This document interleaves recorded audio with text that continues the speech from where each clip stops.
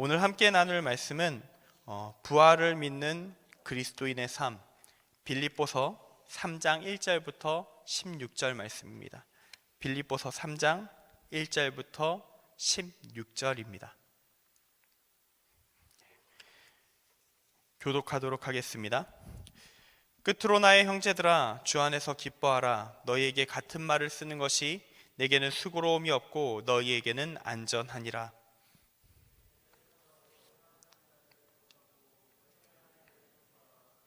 하나님의 성령으로 봉사하며 그리스도 예수로 자랑하고 육체를 신뢰하지 아니하는 우리가 곧 할례파라.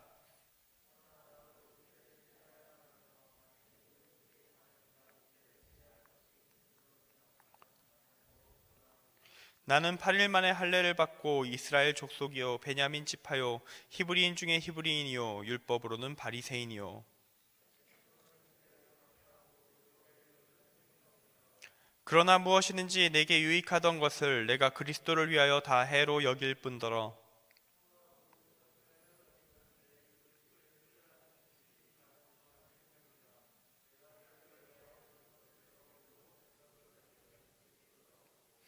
그 안에서 발견되려 함이니 내가 가진 의는 율법에서 난 것이 아니요 오직 그리스도를 믿음으로 말미암은 것이니 곧 믿음으로 하나님께로부터 난 의라.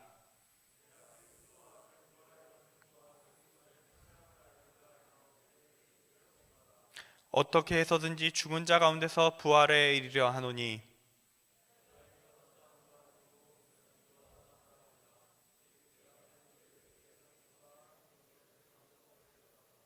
형제들아, 나는 아직 내가 잡은 줄로 여기지 아니하고 오직 한 일, 즉 뒤에 있는 것은 잊어버리고 앞에 있는 것을 잡으려고.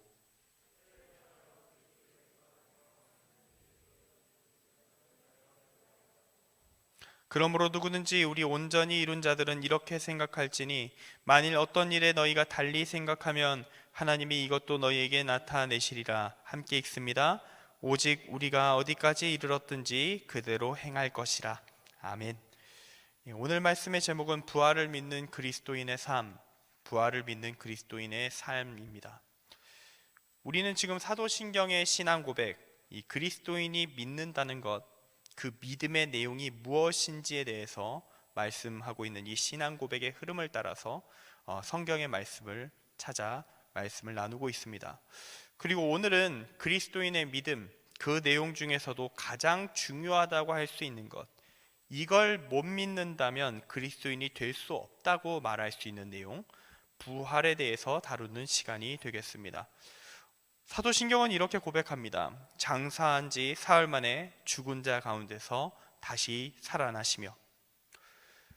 사실 제가 부활에 대해서 말씀을 준비하면 제가 지금까지 목회하면서 항상 저는 바울 이 부활에 대한 변증을 제시를 해왔습니다.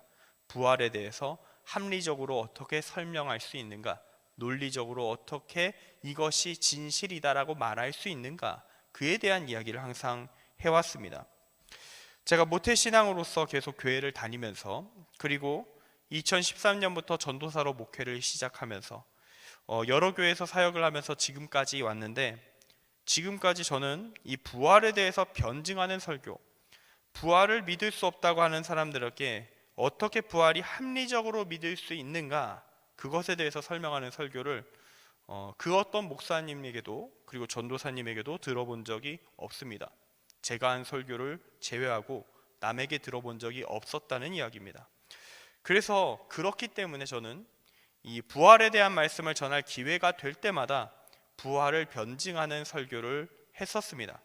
아무도 다루지 않는 영역인 것 같으니 이걸 내가 담당해야 될 일이다 하면서 항상 사명감을 가지고 말씀을 전했었는데요. 지금 우리 오목천 교회에 와서 제가 처음으로 이 부활에 대해 다루게 될 때에 고민을 좀 하고 있습니다. 이번에는 변증을 하지 말아야 하는가?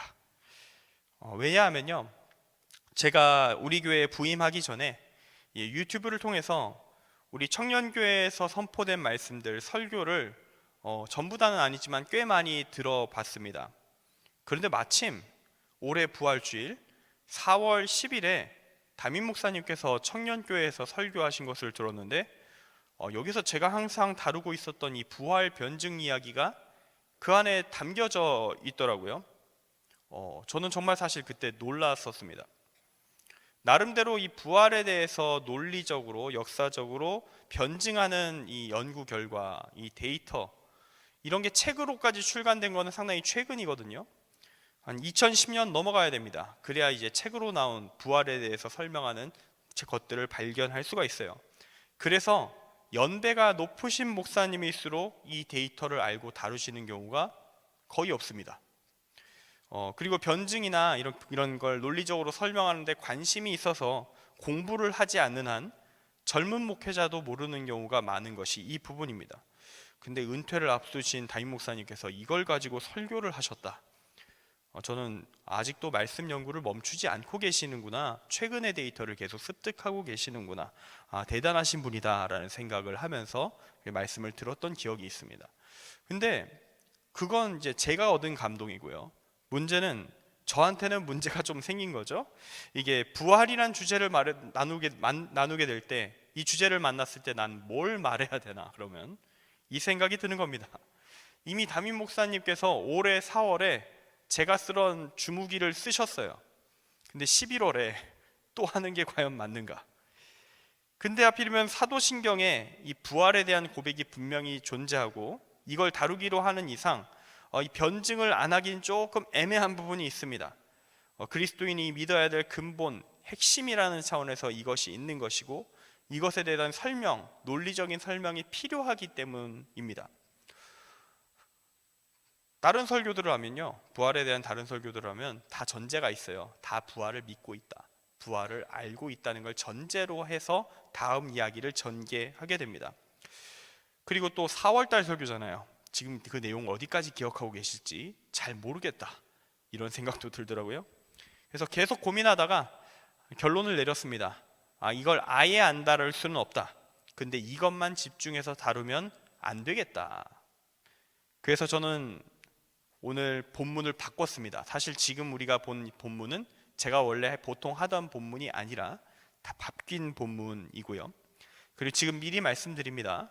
저는 오늘 부활 변증에 대한 데이터를 먼저 소개하겠지만 최대한 간단하게 요약식으로 설명하고 마칠 겁니다. 보다 자세한 이야기는 2022년 4월 10일 담임 목사님께서 설교하신 영상 올라와 있으니까 다시 한번 보셔도 괜찮을 것 같습니다. 자, 여기까지 서론입니다. 이제 본론으로 넘어가겠습니다. 먼저 아까 말씀드린 것처럼 부활을 어떻게 하면 합리적으로 믿을 수 있는가, 그에 대해서 먼저 이야기를 하겠습니다. 우리가 먼저 인정해야 하고 가야 될 게 있어요. 그건 바로 부활, 죽은 자가 다시 살아난다는 것. 이 사도신경의 고백처럼 예수님이 십자가에 못 박혀 죽으셨다가 장례를 치르고서 사흘 만에 다시 살아나셨다는 것, 이 이야기는 분명히 사람의 상식을 넘어서는 일이라는 것입니다. 믿기 어렵다는 거예요. 고대인이나 현대인이나 믿기 어려운 이야기입니다. 그리고 먼저 오해하면 안 될 것이, 성경이 말하는 부활은 그저 사고 같은 것이 있었을 때 일시적으로 숨이 멈추는 경우들이 있지요. 그걸 이제 심폐소생술로 숨을 되돌리는 것, 그런 식의 소생이 아닙니다. 그런 의학적인 사건은 부활로 취급하지 않습니다. 기독교에서 말하는 부활은 사람이 죽음을 맞은 이후에 영원한 생명을 누리게 되는 새로운 육체를 가지고 다시 살아나게 되는 것을 말합니다. 그것이 기독교에서 말하는 부활입니다. 즉, 이런 부활은요, 인간이 일반적으로 이 현세에서 경험하는 게 그냥 불가능한 사건의 영역입니다. 그냥 순수하게 하나님의 기적이다라고 할 수 있습니다. 그리고 그리스도인이 믿는 믿음이라는 건 바로 이 부활을 믿는 믿음을 전제로 깔고 있는 겁니다. 왜냐하면 여기서 부활이라고 하는 말을, 이 말 자체가 구원받는다, 천국에 간다라는 말과도 동일한 말이기 때문입니다.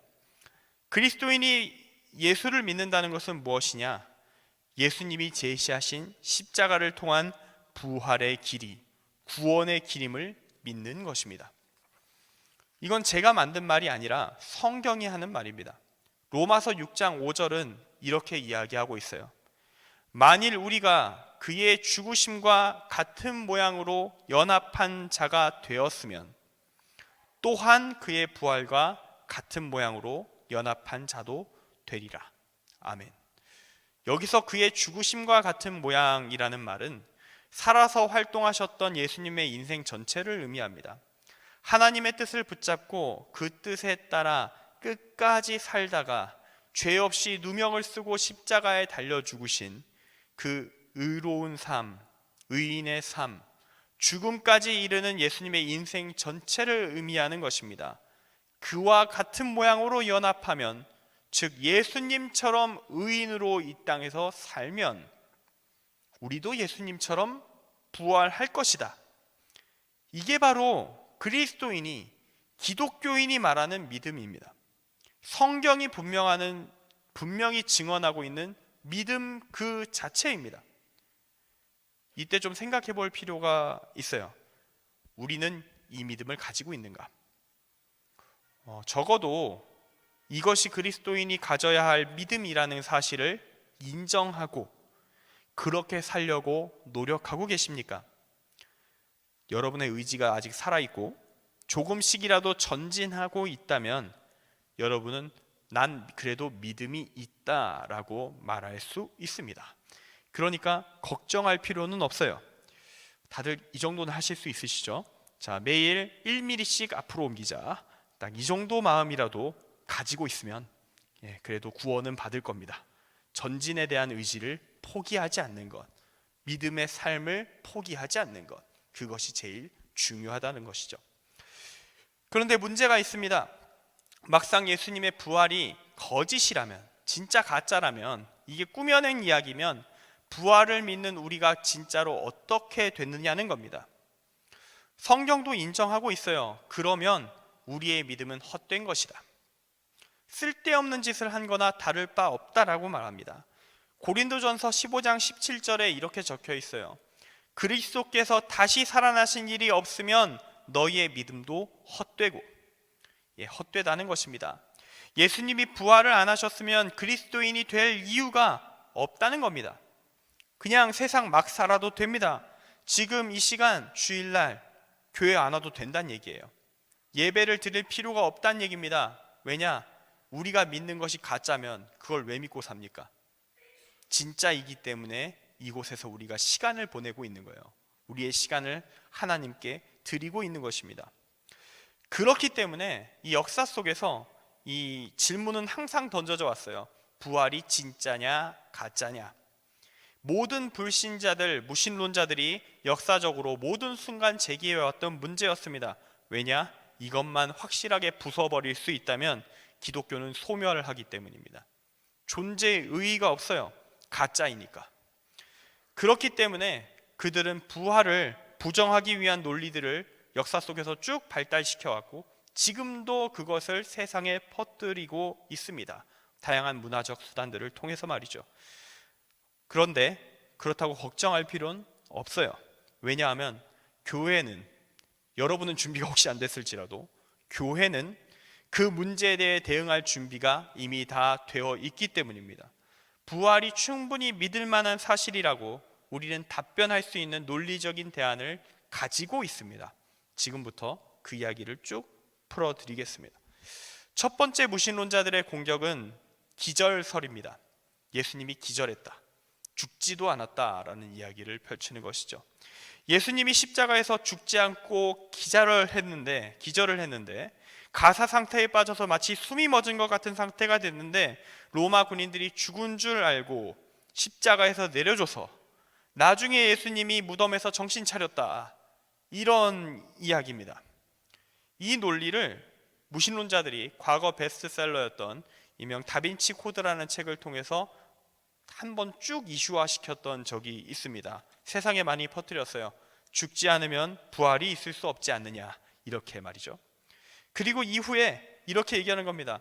예수님은 죽지 않았고 나중에 기독교가 종교로서 계속 장사를 해먹기 위하여 예수님을 숨기고 부활에 대한 가짜 소설을 써서 지금까지 명맥을 유지하고 있다, 이런 말을 하면서 그것이 팩션입니다. 사실에 근거한 소설이죠. 이런 식으로 말을 했죠. 그 말에 따르면 교회는 사기꾼이 됩니다.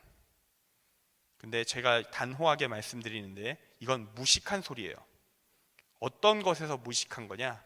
당시의 로마 군인들이 얼마나 철두철미하게 그리고 과학적으로 십장하형을 집행했는지를 모르기 때문에 할 수 있는 무식한 소리입니다.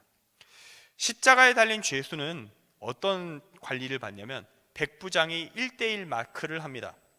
그가 보는 건요, 상체가 십자가로부터 기울어지는 각도입니다. 매달려 있으면 얼마나 기울어져 있는가. 그걸 볼 때 의학적으로 일정 각도 이상 떨어진 다음에 30분 정도 있으면 확실하게 숨이 막혀 죽는다, 질식사한다는 걸 로마 군인들은 알고 있어요. 의학의 근거에서. 그렇게 백부장이 죽었다고, 예수는 죽었다고 판정을 합니다. 그리고 판정을 했고 다른 죄수들은 아직 살아 있었어요. 그 상태에서 얘네들 빨리 죽여야 된다, 마무리해야 된다 해서 다른 죄수들은 다리를 다 꺾어서 다리를 더 이상 지지하지 못하게 만들어서 죽였습니다. 근데 예수님은 이미 죽였잖아요. 이미 죽은 상태잖아요. 그러니까 다리를 부러뜨리는 수고를 하고 싶지 않다, 몽둥이를 휘두르는 것도 일이다 해서 하지 않고요, 편하게 처리를 합니다. 어떻게? 심장을 창으로 찌릅니다. 옆구리를 창으로 찔렀어요. 그때 피와 물이 나왔다고 되어 있는데 피와 물이 구분돼서 나올 수 있는 장소는 오직 심장뿐입니다. 진짜 프로페셔널한, 아직 군기가 바짝 들어있는 전성기의 로마 제국 군대의 모습입니다. 그들은 실수하지 않습니다. 이런 사형 집행에 있어서. 즉 예수님은 확실하게 죽었다는 거예요. 기절할 수 없어요. 두 번째로 제시하는 무신론자들의 공격은 집단 환상설입니다. 예수님은 죽었다, 그건 인정하자는 거야. 그건 인정하겠다. 근데 대신 제자들이 나중에 부활을 봤다고 하잖아요. 예수님 부활하셨다고 하면서 내가 봤다고 이야기하지 않습니까? 그걸 다 환각 취급하는 겁니다. 몇백 명이 봤든 몇십 명이 봤든 다 환각이다라고 우기는 거예요. 근데 이것도 무식한 말입니다. 환상, 환영에 대한 전문적 지식이 없어서 하는 소리입니다. 환상에 대한 현대의 연구 결과는 한 개인이 자신만의 정신적 이미지를 만들어내는 것이다, 오직 그것이 환영이다 라고 현재 학문은 정의하고 있습니다. 21세기의 학문이 그렇게 정의를 내린다는 겁니다. 즉 환영의 특성상 집단적으로 수십 명, 수백 명이 같은 환영을 3D 입체 버전으로 전후, 좌우, 위아래를 본다? 불가능하다는 얘기예요.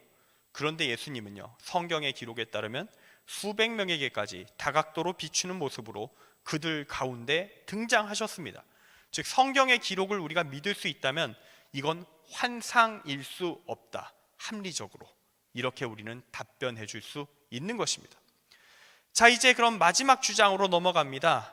그들의 두 개의 주장을 논파한 다음에 그들이 맨 마지막에 던지는 공격입니다.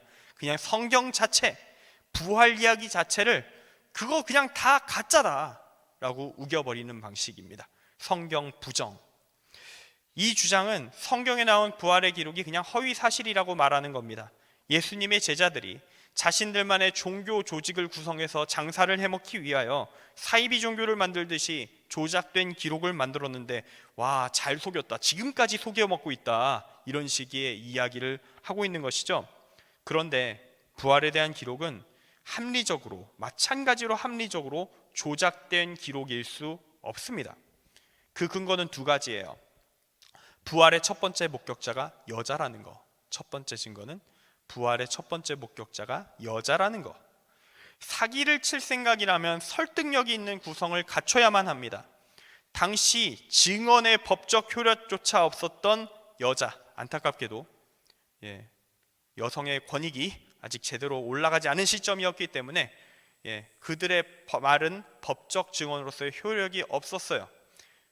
그런 상태인데 그런 여자를 부활의 첫 번째 목격자로 삼는다? 자멸입니다. 이걸 조작하려고 했다는 건 자멸하려고 작정했다는 거예요. 그런데 성경 사복음서 모두는 마태복음, 마가복음, 누가복음, 요한복음 전부 다 여자를 예수님의 부활에 대한 첫 번째 목격자로 기록하고 있습니다. 왜 그랬을까? 모두가 다 아는 사실이었으니까. 인정할 수밖에 없는 사실이었으니까. 설득력 그런 걸 따질 수가 없어요. 왜냐하면 그렇게 기록을 안 하면요, 이 성경 기록될 때까지 살아계셨을 수 있는 그 여성분들, 그리고 그 교회의 원로가 아마 되어 계실 텐데 그분의 가족들 있을 거 아닙니까? 예, 맞아 죽습니다. 어디서 거짓말을 하면서 우리 어머니에 대한 기록을 제대로 남겨놔야 돼. 이렇게 하면서 공격을 당한단 말이죠. 즉 성경은 그런 측면 때문에라도 사실 그대로 기록할 수밖에 없었어요.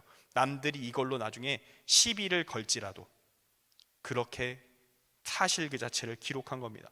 두 번째는 부활의 목격자들이자 기독교의 최고 리더들이라 할 수 있는 사도들, 아마도 성경을 조작했다면 이 사람들이 조작해야 했을 텐데 그 사람들이 그 엄청난 고문을 겪으면서도 끝까지 믿음을 지키다가 죽었다는 사실입니다. 극한의 고문 앞에서 위증을 하는 케이스 우리는 너무나도 많이 볼 수 있습니다. 그런데 이 사람들은 끝까지 부활에 대한 믿음을 신뢰하며 믿음을 지키다 죽었습니다. 이 부활이라는 게 자기들이 만든 가짜 논리면 그것 때문에 죽는 게 불가능합니다.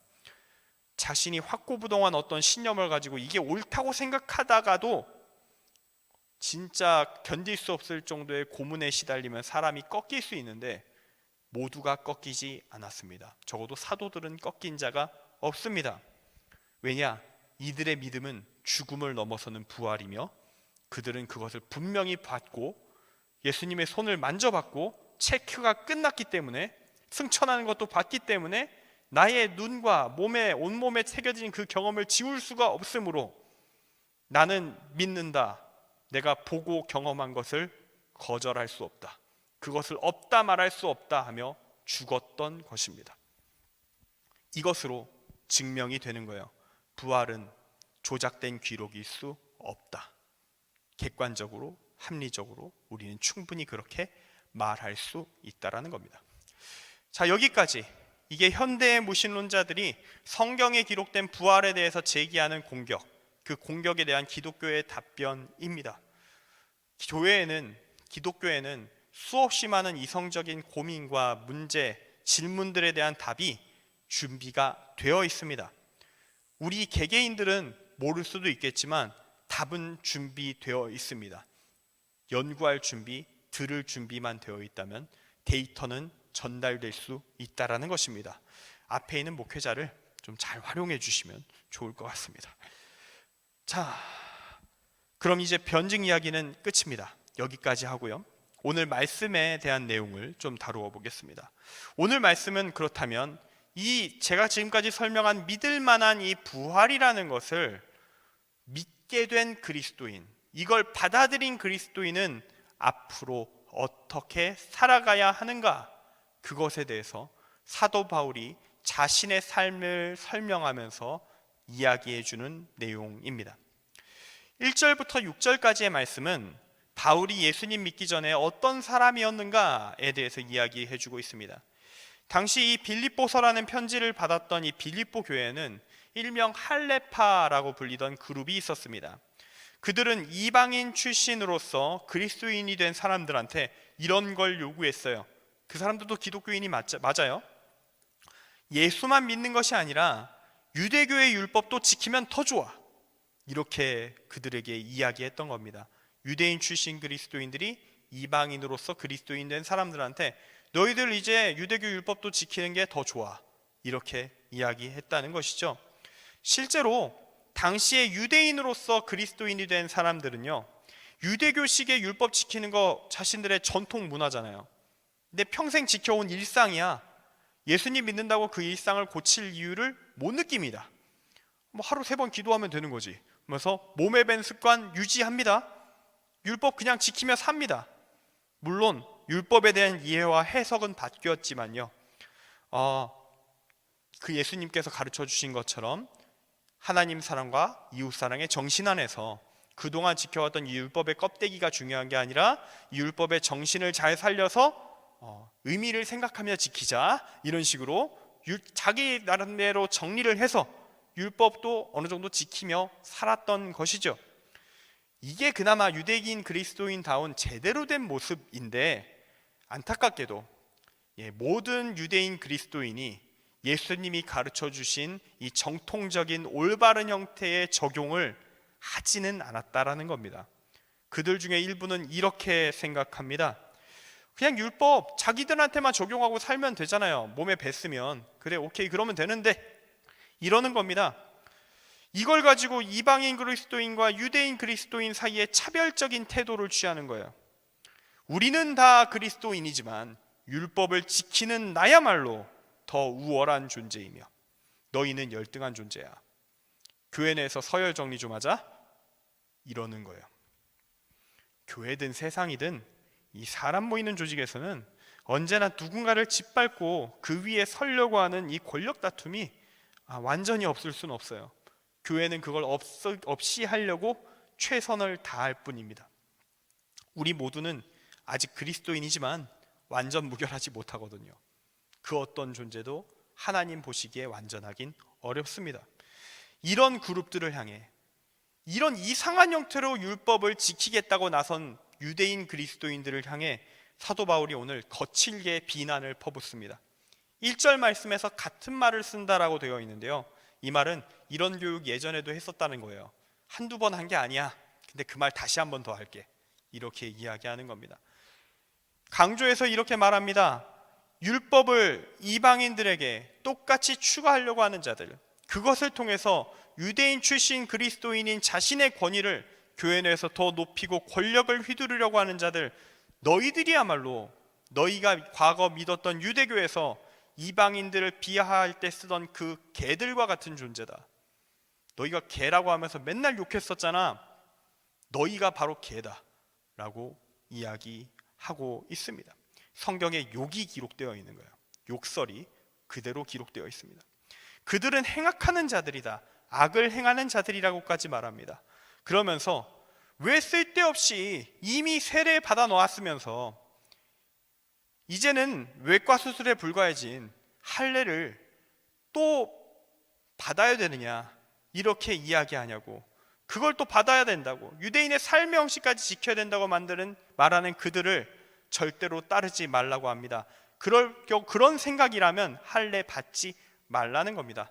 물론 뭐 할례를 좀 여기서 써도 되는 말인지 모르겠지만 뭐 의학적 용어니까 우리가 알고 있는 그 비뇨기과에서 받는 그냥 포경 수술이다라고 생각을 한다면, 그거 나름 의학적으로는 뭐 여러 가지 위생 문제나 여러 가지 요소로 나름대로의 가치가 있는 수술이다라고도 얘기하는데, 그런 의미라면 해도 되는데 그걸 통해서 뭐 특별한 거룩한 자가 된다? 그런 건 아니라는 거예요. 그런 식으로 생각할 이유가 없다라는 겁니다. 그건 세례를 받은 여러분에게 아무런 추가적 영적 영향력이 없는 그냥 외과 수술일 뿐이다. 그런 쓰잘데기 없는 몸 상하게 하는 짓 하지 말라라고 오늘 바울은 이야기하고 있습니다. 우리가 진짜 관심을 가져야 되는 것은 무엇이냐? 하나님의 성령으로 봉사하며 그리스도 예수로 자랑하고 육체를 신뢰하지 아니하는 것이며, 그것이 바로 할례라는 외과 수술을 받는 것보다 훨씬 더 가치 있는 일이라는 겁니다. 저들은 그걸 가지고 거룩하다고 말하며 우리가 바로 할례파노라 이렇게 이야기하는데, 그 할례파라는 말이 거룩을 의미하는 뜻이라면 누가 더 할례파냐? 여러분들이 더 할례파다 이렇게 이야기하고 있는 것입니다. 이 바울의 말이 설득력이 있었던 데는 이유가 있습니다. 그건 바로 바울이 유대인이기도 했고 바리새인으로서 누구보다도 철저하게 율법을 준수하던 사람이었기 때문입니다. 그런데 그 바울이 이렇게 말하는 겁니다. 그거 그리스도인이 된 지금 다 쓸데없는 것이다. 버려야 된다. 그런 생각하지 마라 라고 하는 겁니다. 그리고 바울은 내가 왜 이렇게 변화하였는가 그 이유에 대해서 설명합니다. 그리고 여기서 우리는 이것이야말로, 이 변화에 대한 설명이야말로 부활을 믿는 자다운 믿음의 표본, 우리가 따라가야 될 변화의 모습임을 확인합니다. 바울은 이제 그동안 쌓아왔었던 지식, 유대인으로서 쌓았던, 그리고 당대의 지식인으로서 쌓아왔던 각종 철학의 지식, 그것들이 과거엔 좀 유익했을지라도 그리스도를 위하여 신앙에 있어서 그것이 문제가 된다면 그것 모두를 해로운 것으로 여기고 버릴 것이다 라고 말합니다. 그 이유는 내 주 그리스도 예수를 아는 지식이 가장 고상하기 때문이다 라고 말하고 있어요. 왜 그 지식이 제일 고상한 것이라고 바울이 이야기할까요? 얼마나 그 지식이 중요하기에 내가 예수를 믿는 것으로 인해서 내가 지금 가진 모든 것을 잃어버려도 예수 그리스도만 얻을 수 있다면, 내가 그리스도 안에만 있을 수 있다면 충분하다라고 말하고 있는 걸까요? 대체 그 지식이 무엇이길래? 10절 말씀이 그 지식이 어떤 것인지 설명해 줍니다. 그리스도와 그 부활의 권능과 그 고난에 참여함, 이것이 바로 바울이 알고자 했던 지식이었습니다. 물론 바울이 이 부활에 이르는 길, 구원에 이르는 길을 모르지 않았어요. 지식으로 알고 있죠. 머리로 알고 있죠. 다만 바울은 이걸 알고 있는 겁니다. 이게 머리로 알고 있어서 끝날 것이 아니고 진정한 암, 이것에 대한 이 믿음에 대한 진정한 암이란 무엇인가? 지식, 머리로 쌓는 것만이 아니라 삶까지 나아가지 않으면 무의미하다라는 것을 알고 있었던 것입니다. 아는 것만큼 행동으로 옮길 수 있어야 나의 정신이 완전히 교정되고 나의 존재 자체가 변화를 일으켜야 정말로 예수를 닮아가는 길 위에 서야, 그래야 부활에 이를 수 있다, 구원에 이를 수 있다라는 걸 바울은 알고 있었던 겁니다. 그래서 그는 진정한 지식, 구원에 이르는 지식을, 예수 그리스도께서 걸어가신 그 십자가를 향해 걸어가는 그 삶을 나의 몸에 완전히 하나로 묶어버리려고 시도합니다. 그의 죽으심을 본받아 어떻게 해서든 죽은 자 가운데서 부활에 이르려 하노니, 이게 바로 바울이 걷기로 결정한 길입니다. 그가 믿음을 받아들였을 때 정말로 주님께서 하나님의 뜻을 온전히 붙들고 살아서 죽었는데 부활하셨다, 그랬는데 죽음을 넘어서는 영원한 생명을 가진 육체로 부활하셨다, 천국에, 우리가 쉽게 말하면 천국에 입성하셨다 라는 사실을 명확하게 확인하고 인식한 바울은 그것을 위해 내 목숨을 걸겠다, 그 구원을 위해 목숨을 걸겠다, 이 땅에서 어떤 삶을 살다 죽든 그건 중요치 않다, 이 땅에서 십자가의 삶을 살다 죽어 구원을 받으리라, 이 땅에서 잘 먹고 잘 사는 게 중요한 게 아니라 정말 하나님 뜻대로 의롭게 살아야 천국 갈 거 아니겠는가? 그것이 믿음 그 자체가 아니었는가? 우리가 믿어야 될 믿음이 그것이 아닌가? 바울은 그걸 계속 고민하면서 모든 순간 그 믿음을 나의 존재 자체로 세우려고 온 힘을 다했던 것입니다. 이건 바울만 걸어갈 길이 아니라 우리 모두가 걸어가야 될 길입니다. 12절 말씀은 이렇게 이야기합니다. 내가 이미 얻었다 함도 아니요 온전히 이루었다 함도 아니라 오직 내가 그리스도 예수께 잡힌 바 된 그것을 잡으려고 달려가노라. 형제들아, 나는 아직 내가 잡은 줄로 여기지 아니하고 오직 한 일, 즉 뒤에 있는 것은 잊어버리고 앞에 있는 것을 잡으려고 표대를 향하여 그리스도 예수 안에서 하나님이 위에서 부르신 부름의 상을 위하여 달려가노라. 바울은 인정합니다. 이렇게 수없이 많은 고난을 겪으며 하나님의 복음을 전하는 선교의 활동을 하며 어찌 보면 이 정도면 구원 받을 수가 없을 것, 구원 안 받으려고 해도 받을 수밖에 없을 것 같은데 하는 삶을 살면서도 그는 이렇게 말합니다. 난 아직 온전치 못하다. 왜냐? 나는 모든 순간 예수님 같지 못한 나의 실제적인 속 마음의 상태를 알고 있으니까. 그래서 바울은 이런 말씀도 남겼죠. 나는 날마다 죽노라. 모든 순간 죽어야 된다.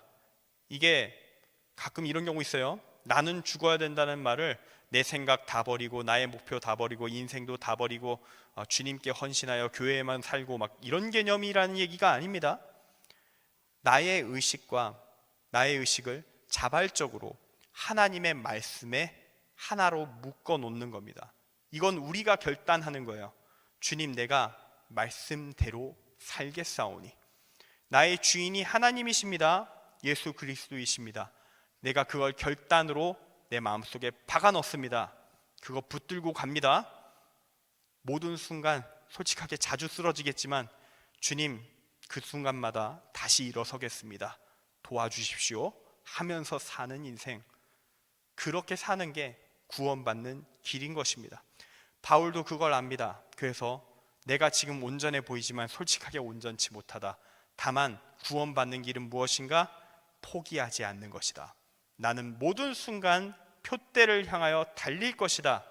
하나님 예수 그리스도께서 걸어가신 십자가의 길을 본받아 십자가에 매달려 죽을 때까지 가겠다. 이게 바울의 결단이었습니다. 15절과 16절은 이렇게 얘기합니다. 그러므로 누구든지 우리 온전히 이룬 자들은, 이 온전히 이루었다는 게 믿음을 완전하게 이루었다는 얘기가 아닙니다. 여기서 말하는 온전히 이루었다는 건 그래도 이 길을 걷기로 결단한 자들이라는 의미입니다. 그래도 그리스도인이길 결단하셨습니까? 그렇다면 이렇게 생각할지니, 만일 어떤 일에 너희가 달리 생각하면 하나님이 이것도 너희에게 나타내시리라. 이 말씀은 무슨 말이냐면요, 여러분들이 하나님의 말씀을 붙잡고 살겠다고 하면서 실제로는 우리 가운데 얼마나 많은 내 안에 담겨있는 다른 옛 생각들이 다 뒤엉켜 있는지, 내가 예전에 배웠었던 이것이 올바르다고 생각했던 것들이 하나님의 말씀인 것처럼 둔갑해서 내 안에 각인되어 있는 건 아니지, 이렇게 살아도 문제 없는 거 아니야? 성경에도 그렇게 나와 있었던 것 같은데? 하면서 그냥 살고 있는 모습들이 얼마나 많은지. 근데 그걸 모르고 하고 있더라도 그래도 최선을 다해 하나님을 붙잡고 사는 삶을 포기하지 않았다면 하나님이 알려주실 것이다.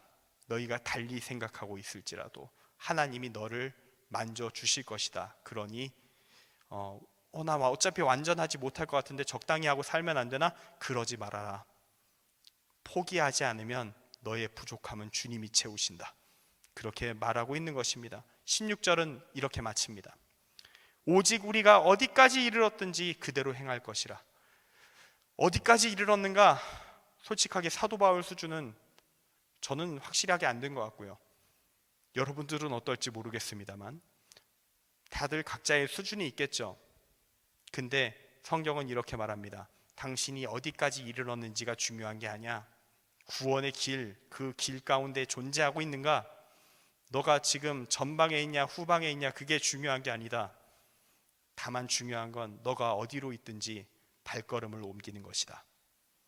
앞으로 나아가는 것이다. 그대로 행하는 것이다. 너가 아는 데까지만이라도, 너의 삶의 환경 속에서 할 수 있는 것이 너무나도 제한적이라면 거기까지라도 주 예수 그리스도께서 말씀하신 하나님 사랑, 이웃 사랑을 실천하는 것이다. 그렇게 하다 보면 언젠가 큰 비전도 보일 거고 놀라운 부르심도 있을 것이니 기다리며 나아가라.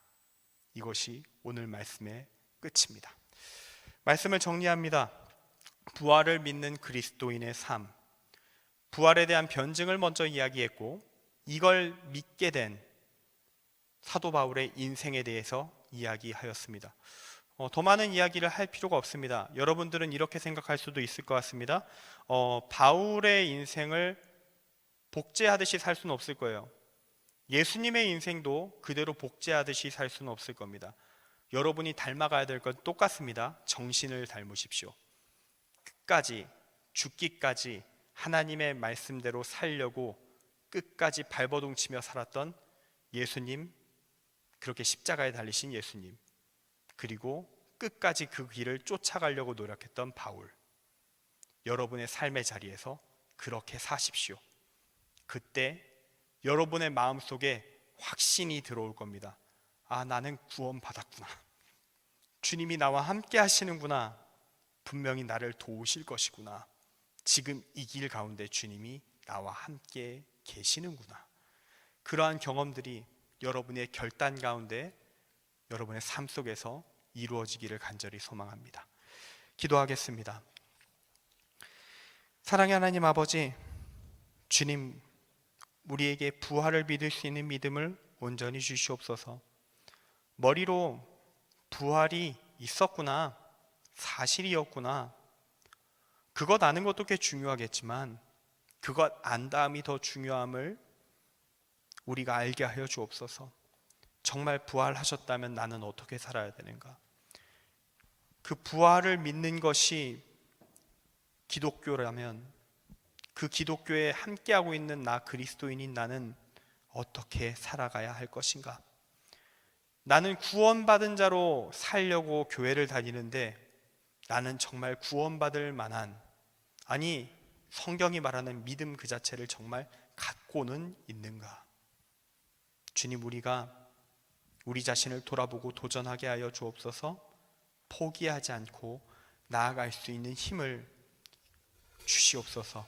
예수 그리스도의 이름으로 기도합니다. 아멘.